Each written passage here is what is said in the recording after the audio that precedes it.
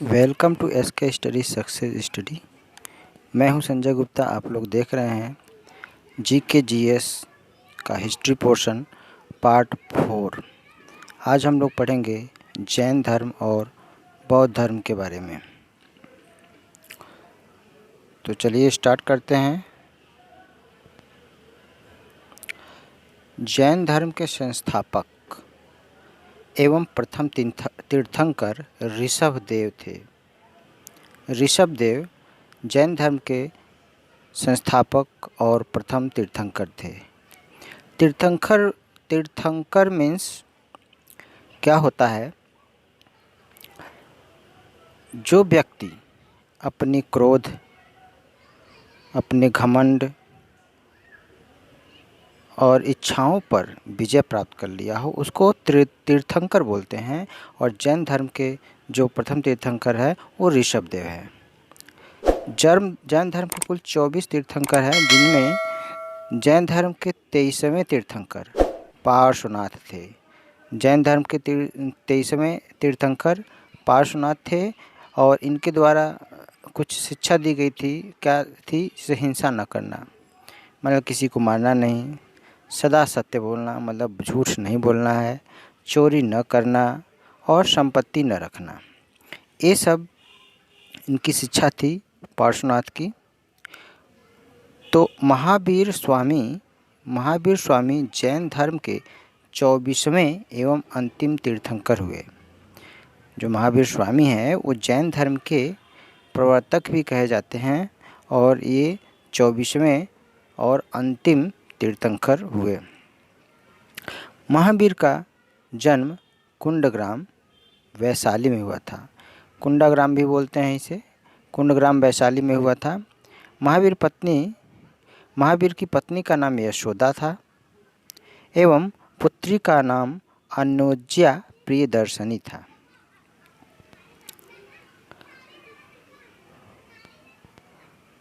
महावीर के बचपन का नाम वर्धमान था। उनका महावीर तो बाद में नाम पड़ा, बचपन का नाम वर्धमान था। 12 वर्षों की कठिन तपस्या के बाद महावीर को ऋजुपालिका नदी के तट पर साल वृक्ष के नीचे तपस्या करते हुए संपूर्ण ज्ञान का बोध हो गया। कहाँ पर? ऋजुपालिका नदी के तट पर और साल वृक्ष के नीचे तपस्या करते हुए संपूर्ण ज्ञान का बोध हुआ। महावीर ने अपना उपदेश प्राकृत भाषा में दिया। महावीर के अनुयायियों को मूलतः निग्रंथ कहा जाता था। अनुयायी मीन्स जो महावीर के नियमों का पालन करते हैं उन्हें अनुयायी कहते हैं और इनके अनुयायियों को निग्रंथ कहा जाता था। और इनके प्रथम जो अनुयायी थे, महावीर के प्रथम अनुयायी उनके दामाद यानी प्रियदर्शनी के पति, जिनका नाम जामिल था, बने। यानी महावीर के प्रथम अनुयायी उनके दामाद बने, जिनका नाम जामिल था।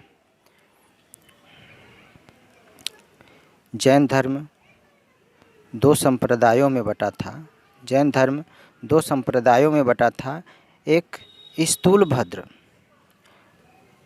भद्र के शिष्य जो कि श्वेतांबर कहे जाते थे और भद्रबाहु के शिष्य जो कि दिगंबर कहे जाते थे।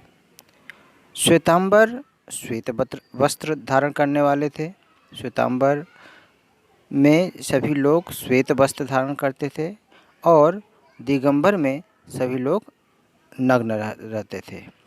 तो नग्न रहने वाले दिगंबर कहे जाते हैं और श्वेत वस्त्र धारण करने वाले श्वेतांबर कहे जाते हैं। ये श्वेतांबर स्थूलभद्र के शिष्य थे और भद्रबाहु के शिष्य दिगंबर थे। जैन धर्म ने अपने आध्यात्मिक विचारों को सांख्य दर्शन से ग्रहण किया है। जैन धर्म अपने विचार सांख्य दर्शन से ग्रहण किया है और कर्नाटक के श्रवणबेलगोला में गोमतेश्वर की मूर्ति का भी निर्माण किया गया है। क्वेश्चन ये पूछा जा सकता है, गोमतेश्वर की मूर्ति कहाँ है? वो कर्नाटक के श्रवणबेलगोला में है। और खजुराहो में जैन मंदिर का निर्माण किसने करवाया? खजुराहो में जैन मंदिर का निर्माण चंदेल शासकों ने करवाया।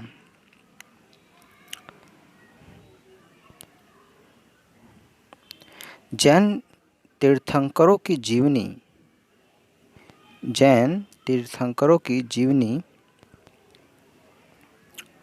भद्रबाहु द्वारा रचित कल्पसूत्र में है। यानी भद्रबाहु ने एक कल्पसूत्र की रचना की और उस कल्पसूत्र में जैन तीर्थंकर की जीवनी लिखी गई है।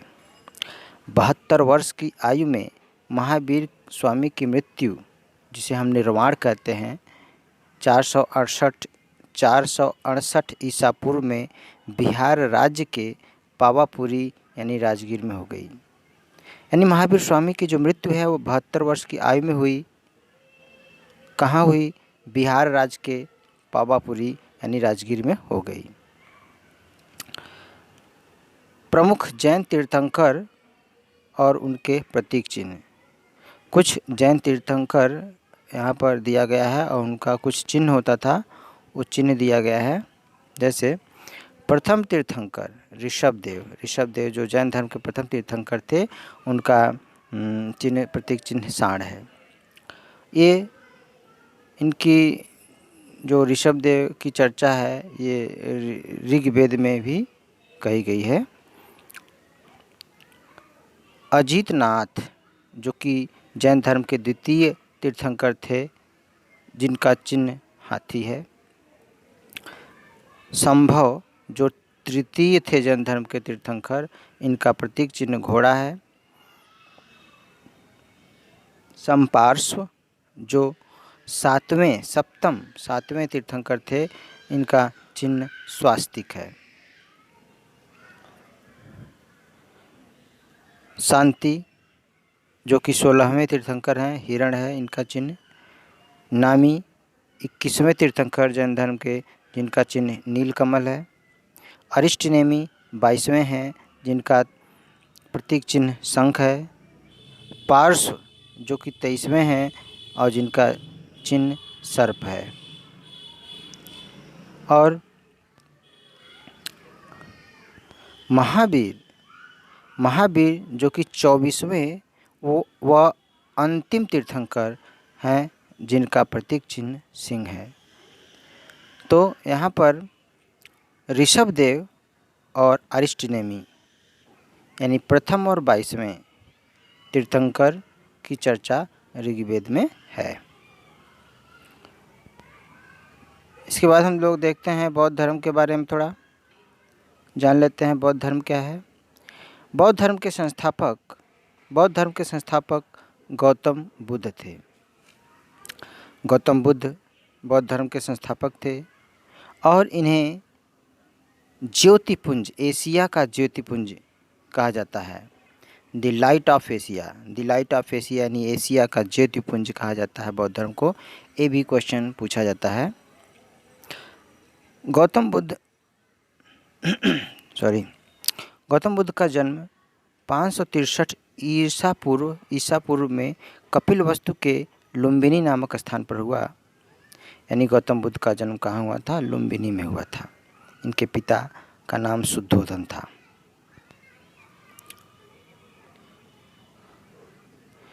इनकी माता का नाम माया देवी की मृत्यु इनके जन्म के 7वें दिन ही हो गई थी। जब महात्मा बुद्ध का जन्म हुआ तो उनके जन्म के 7वें दिन इनकी माता यानी माया देवी का निधन हो गया था। इनका लालन पालन इनकी सौतेली माँ ने किया, जिनका नाम प्रजापति गौतमी था। गौतमी ने इनका लालन पालन किया क्योंकि बचपन में ही यानी 7वें दिन ही इनकी माँ की मृत्यु हो गई थी। इनके बचपन का नाम सिद्धार्थ था। गौतम बुद्ध के बचपन का नाम सिद्धार्थ था। गौतम बुद्ध का विवाह 16 वर्ष की अवस्था में यशोधरा के साथ हुआ था। यानी गौतम बुद्ध की पत्नी का नाम यशोधरा था और इनके एक पुत्र हुआ जिनका नाम राहुल था। यानी गौतम बुद्ध के पुत्र का नाम राहुल था। इनकी पत्नी का नाम यशोधरा था। सांसारिक समस्याओं से व्यथित होकर सिद्धार्थ ने 29 वर्ष की अवस्था में गृह त्याग किया। सांसारिक समस्या से व्यथित होकर सिद्धार्थ ने 29 वर्ष की अवस्था में घर छोड़ दिया और इस तरह घर छोड़ने की क्रिया बौद्ध धर्म में महाभिनिष्क्रमण कही जाती है।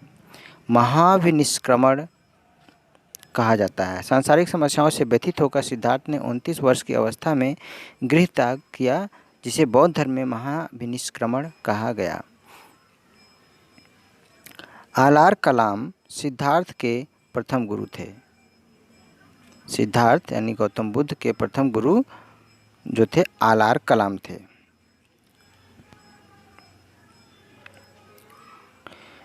बिना अन्न जल ग्रहण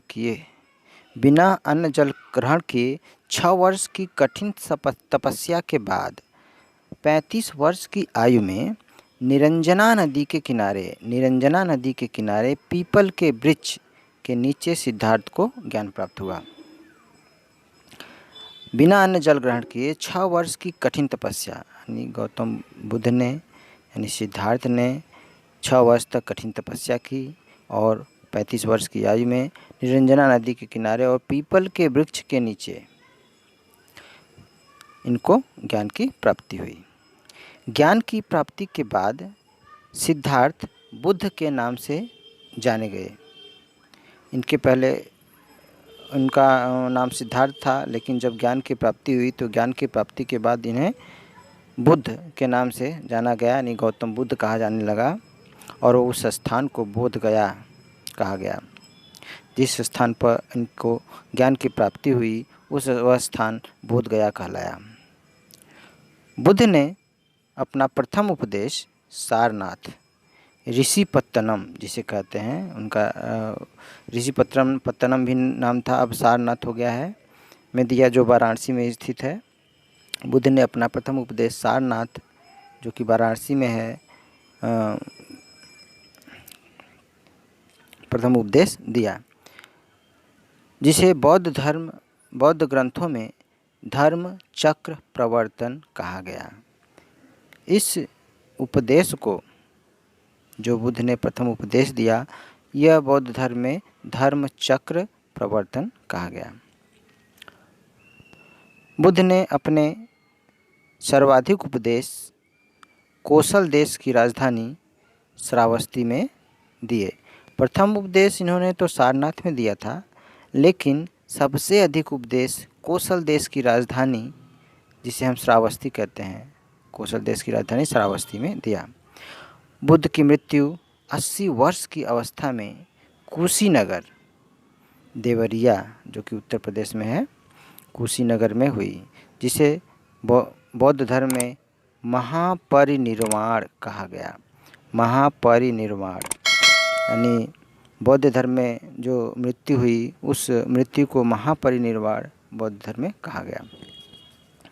इनकी मृत्यु 80 वर्ष की अवस्था में हुई थी।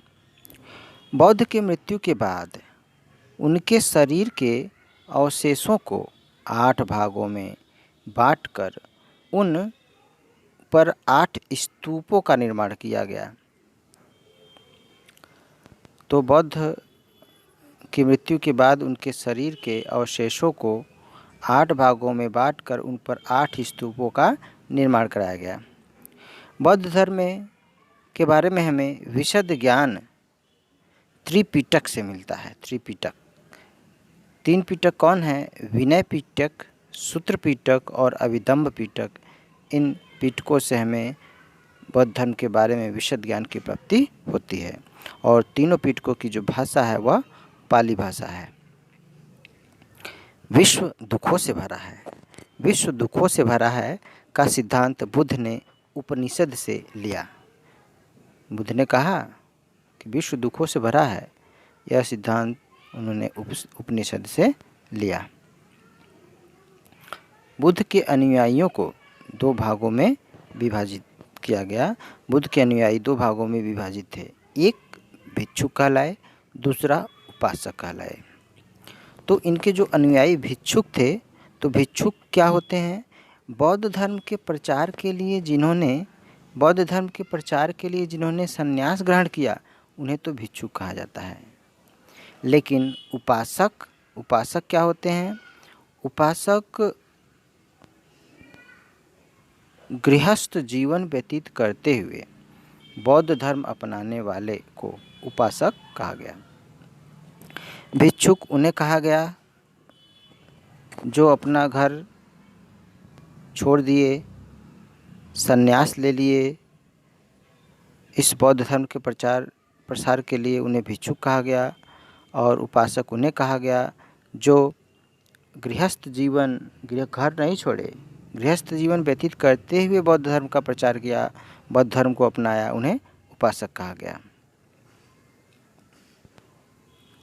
उपासक बौद्ध धर्म या बौद्ध संघ में सम्मिलित होने के लिए कम से कम यानी न्यूनतम आयु सीमा 15 वर्ष थी।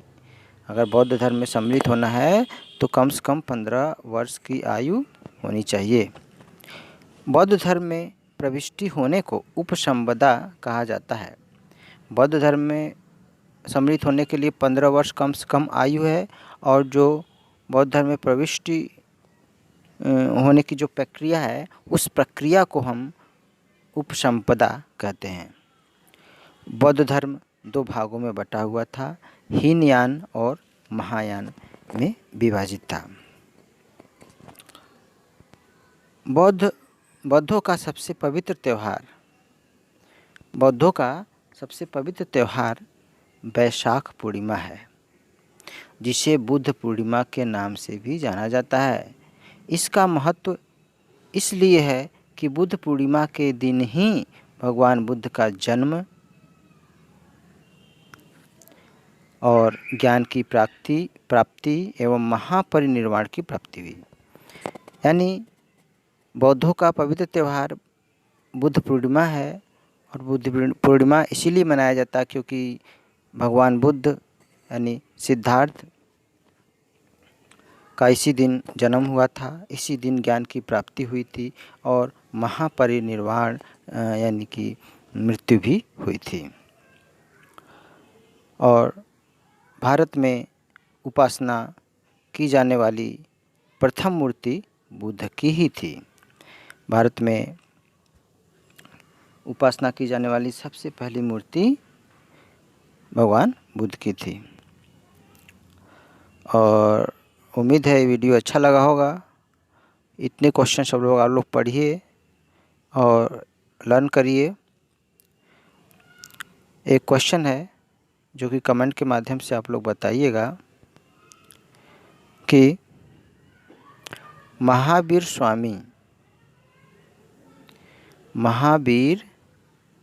स्वामी और गौतम बुद्ध